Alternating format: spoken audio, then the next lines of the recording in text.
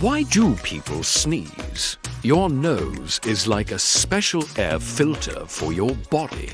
Every time you breathe in, the nose tries to trap things that don't belong, like dust, dirt, pollen, smoke, germs, or even strong smells.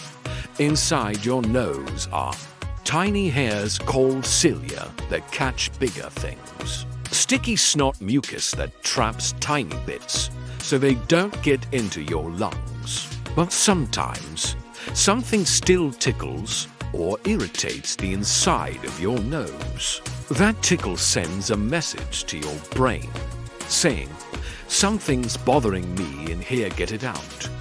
What happens during a sneeze? When your brain decides to sneeze, a whole chain reaction happens really fast. Your eyes close, it's automatic. You can't really help it. Your chest fills with a big breath of air. Your diaphragm, the breathing muscle under your lungs, squeezes hard. Your nose and mouth open wide.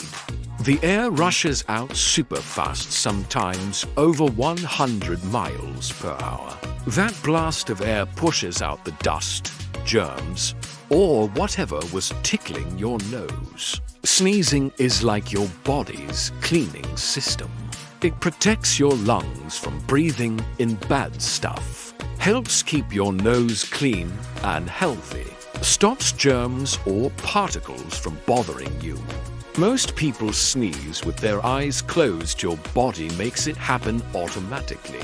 Sunlight or looking at something really bright can make some people sneeze. It's called the sun sneeze or photic sneeze reflex. You can't sneeze while you're asleep because the nerves that cause sneezing take a rest.